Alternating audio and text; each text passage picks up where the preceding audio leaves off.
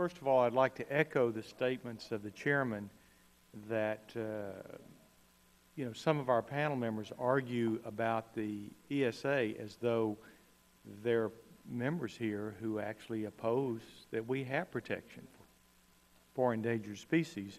Nothing could be further from the truth. And we hear name dropping of Republican President, former President Nixon. He signed that into law, and it is true that protection of endangered species is popular among the American people. What isn't popular is a disruption to people's lives and to commerce that's happening through its implementation. So that's really what we're here to talk about today, not to debate whether or not it should have been signed into law some 40 years ago. I have a question for Mr. Sykes, Ms. Maxwell. In 2007, the Fish and Wildlife Service approved guidelines to comply with the Information Quality Act. Page 2 of those guidelines state the following: the quality of the information that the FWS disseminates is always important, but that certain factors such as court-ordered deadlines may limit applicability of these deadlines, end quote. So my question is this: is it concerning to you that court deadlines, including the mega settlements, could limit the quality of the ESA information FWS disseminates to the public? I think it can, because it facilitates a rush to science. And in a lot of instances, that underlying data of these reports or studies isn't then made available, not even to fish. So it can be a problem. Right, and I heard you say earlier that oftentimes opinion is substituted for science. And that's problematic in a lot of the things that we deal with here, where it seems like the facts, the data is hidden in the shadows, and we get instead opinion, which of course opinion is often biased, and that's okay. But but the important thing are the facts. We should have, that should be most transparent. And Mr. Sykes? Yes, I mean I agree that they do.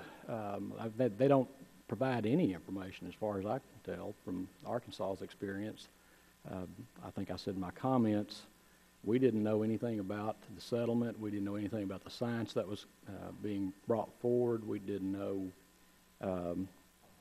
had we not in this process on this, making comments on the critical habitat designation, no one would have ever had any idea really it was going on in the state of Arkansas. As a matter of fact, we missed the first deadline, and it was only through good fortune in the work of our delegation that we were able to get an extension so that we could do something. But there wouldn't have been any information provided whatsoever, as far as I could tell. Well then, to follow up on the question, wouldn't that undermine the purpose of the information quality provisions? I would think so. Okay. Also, Mr. Sykes, Mr. Albrecht, and Mr. Foley, many environmental groups have called the Endangered Species Act, quote, 99% effective, end quote. How would you characterize the law's effectiveness? Well, now, I'm not an expert on it, and I've just, here in the last couple of years, I've tried to,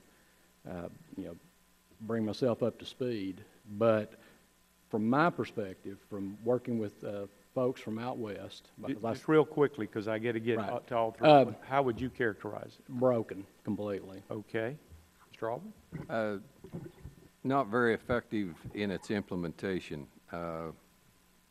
We've gone too far to one extreme. As it is now, it's affecting rural economies. People who have private land they want to develop prairie dogs on, they can't. Grazing from the farmers and ranchers. Power line right-of-ways. Just to give you an example, in the power business, we've found that the northern goshawk, which is a species in our area, actually uses a power line right-of-way as a feeding alley. They can see the mice, the rabbits, whatever, better, and so they use those for feeding out. It's just too far extreme the wrong way. It's affecting commerce, as you said. Right. And real quickly, Mr. Foley. I would concur with the chairman as far as I believe that the process is broken and needs work. Right. Thank you. I yield back.